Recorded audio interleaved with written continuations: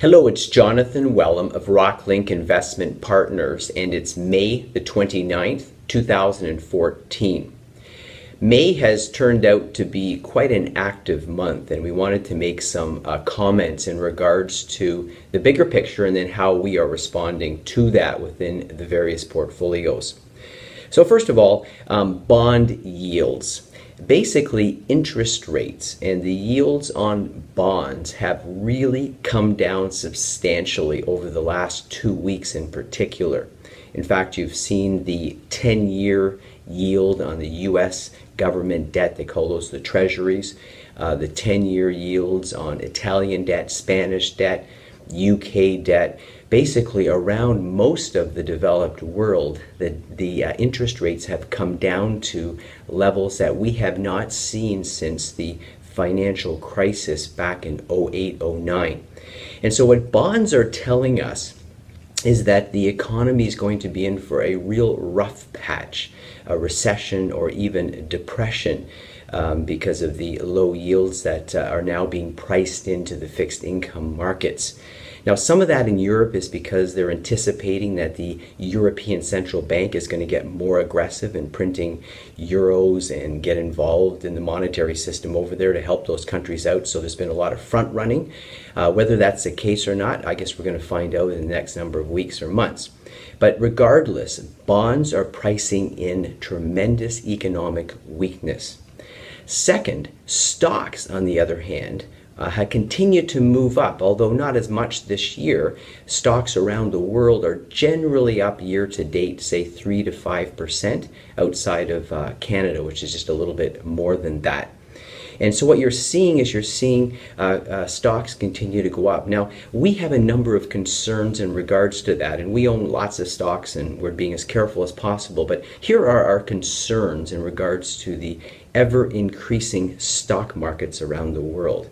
Number one, revenue growth on the part of companies is very tepid. You're seeing low single digits at best when it comes to revenue growth, top line growth on companies. And that's largely because of the second reason we're concerned, and that is that GDP, or overall economic growth, is very slow throughout the whole world. This morning we just found out that the US actually contracted by 1% in the first quarter. But if you look around North America, Europe, Japan, you're really getting virtually no growth. If you are getting growth, you're lucky if it's 0.5%. So how can companies expand and grow if economies are not expanding?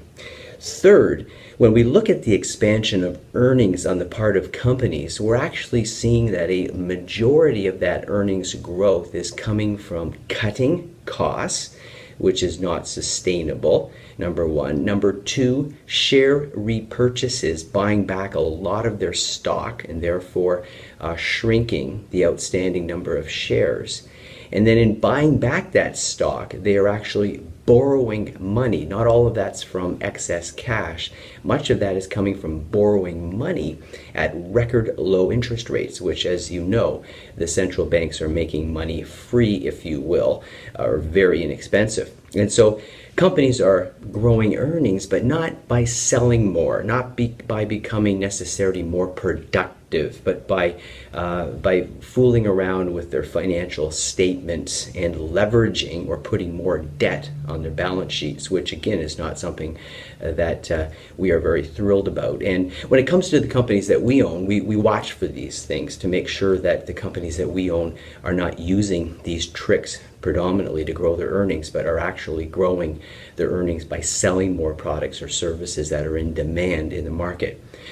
The fourth reason for concern over valuations, there was a report released by John Hussman, who is a very, very bright analyst and a portfolio manager, and he pointed out that when you look at the averages of a number of economic fundamentals, we are way off the charts in terms of above the averages. And so what he calls is a need for mean reversion, mean being average, but he's talking about it in a double sense, mean in terms of vicious and also average reversion. So very mean reversion, as John Hussman calls. Let me just give you a couple of statistics here that, again, make us very careful and concerned about market valuations. Number one, if you took the market value of all of the U.S. companies outside of the financial companies, so all the non-financial companies, and you took that total market cap as a percentage of GDP, it's currently running about 130% of GDP. So if you had GDP of 10 trillion, your market value would be 113 trillion, 130% of that. On average, though, over long periods of time, that number is closer to 55% of GDP. So you can see things are stretched, to say the least. Second, just point of reference in terms of mean reversion, the S&P 500, if you took the value of all of the stocks and divided them by their revenue, so price to revenue type multiple, we're currently running about 1.7 times versus, again, a long-term average of 0.8. So again, you can see we're over twice what normally would be the case. And so this means that the average 10-year return looking forward, if we were to revert to averages, is no more than about 2%. And in fact, over the next 5 years, we could really see no returns or negative returns. So this is a big concern. Now, we're not making big stock market predictions. We're only saying that valuations are stretched, and therefore the kind of companies we buy and the strength of those companies and the strength of the industries that they are operating in is absolutely essential.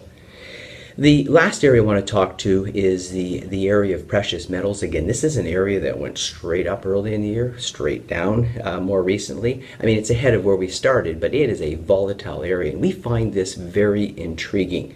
As all of our investors know, we maintain 5 to 10%. It's a hedge, it's protection. But again, we like to make money in every sector, and so we don't like to have any holes in the portfolios. And currently, the precious metals area, which is really should be the area that's performing the strongest given the aggressive policies of central banks and the debt out there, has been the weakest. So we look at that and we say, opportunity, opportunity, opportunity. So a couple of quick points for you. Number one, the physical demand for gold and silver is running at record levels. In fact, there's really shortages around the world for physical gold and silver. The Chinese, the Russians, the Indians, we're getting a slow remonetization using gold in terms of currencies. And so there's a really interesting undercurrent going on, if you will, around the world in terms of gold. Austria is demanding their gold back. There's a lot of interesting points that are all looking at the issue of gold being more important going forward in the monetary system. How that works out, of course, is anybody's guess. Second point under this issue of precious metals, Jürgen Stark, who's the former vice president of the Bundesbank, which is the central bank for Germany, said in a recently entitled speech called "The System is Out of Control," that the current economic system is pure fiction. And what Stark meant by that is that the central banks, by pumping so much money in, lowering the interest rates, have really manipulated the current financial position. And what he argues in his presentation that he gave just about a week or two ago is that it's going to be really difficult to get out of this. And in fact, he would argue, and having been on a central bank, that the central bankers are really out of control and don't understand all that they're doing. So with some of that backdrop, we look at the gold and silver industry and we say, look at how can we position ourselves? How can we take advantage of record low prices? There's a chart that's going up on your screen right now, and this talks about the miners and all of the gold-related securities and silver-related securities. They call that the XAU. This is an index, and you can see that when you overlay that index and the value of all of those companies as a ratio of grams of gold, we are trading at rock bottom prices. We have not seen these type of prices going back 30 years practically. In fact, some people suggest if you were to take this chart back into the 70s, you wouldn't have even seen it in the early 70s this low. So we look at this and we say, Okay, how can we profit from this? With that percentage that is in your portfolios, we've been shuffling it a little bit, looking for the best companies, the best capitalized companies, and also the companies that have the best balance sheets and can weather the difficult environment. And from our perspective, we own some companies in the gold and silver space that could double and triple over the next number of years without any problem whatsoever. So we continue to look at that space. It is a great space. And it brings me back to finish this video with an adage that most of you might have, most of you have probably heard over time, and that is, be fearful where people are greedy and become greedy where people are fearful. So with that, I trust that's a helpful update, and look forward to meeting with you and also sending out a more detailed update at the end of June. If you have any questions, please do not hesitate to call us or stop by the office. Thank you very much. Bye now.